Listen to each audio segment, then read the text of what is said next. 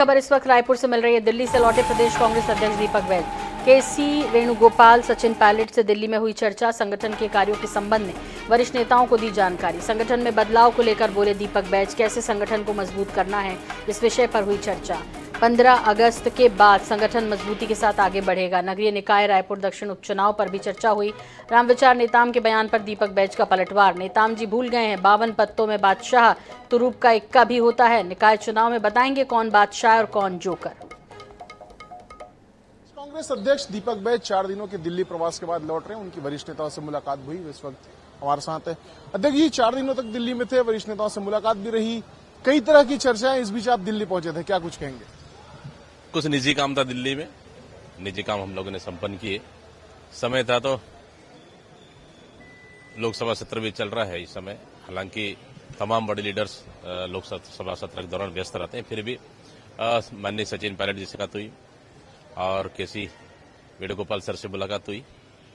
औपचारिक मुलाकात, कटसी मुलाकात हुई। लेकिन संगठन को में बदलाव को लेकर, नई नियुक्तियों को लेकर चर्चाएं, और इस बीच आप दिल्ली पहुंचे थे, तो क्या इस विषय में भी चर्चाएं हुई और आने वाले दिनों में कैसे ऐसा देखने मिलेगा? कुछ चर्चाएं हुई है हम लोग को, पार्टी को मजबूती के लिए कैसे मजबूत प्रदान करेंगे और आगे की रणनीतियां क्या हो सकती है, तो इन विषयों पर निश्चित रूप से चर्चाएं हुई है हम लोग के। बाकी जल्द ही अगस्त में, इस महीने में 15 अगस्त के बाद संगठन एक मजबूत के साथ पूरे प्रदेश में काम की शुरुआत करेगी।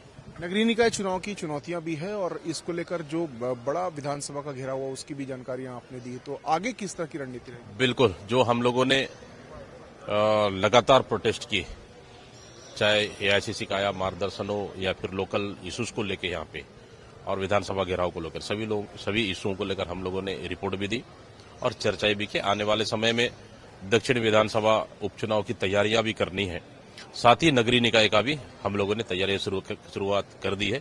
उसको और बेहतर तरीके से हम लोग उसको और तेज करना है, इसके लिए भी हम लोगों ने चर्चाएं की। लेकिन रामविचार नेताम जी कह रहे हैं कि कांग्रेस में ताश के पुराने ही पत्ते हैं, उसी को फेंटते रहते और निकलता अंत में जोकर है। देखिए, ताश के पत्ते में जोकर के अलावा बादशाह भी तो है, तुरुप का इक्का भी तो है उस 52 पत्तों में।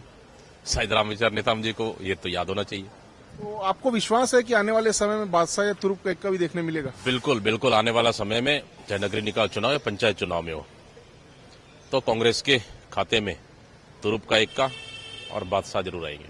तो तुरुप का इक्का और बादशाह जरूर आएगा कांग्रेस के खाते में, ये कहते हुए दीपक बैज नजर आ रहे हैं। साथ ही साथ संगठन में जो नियुक्तियां होनी है उसको लेकर भी हरी झंडी लेकर, सकारात्मक संदेश लेकर दिल्ली से दीपक बैज लौटे। कैमरामैन अविनाश चौबे के साथ गौरव शर्मा, -24/7 रायपुर।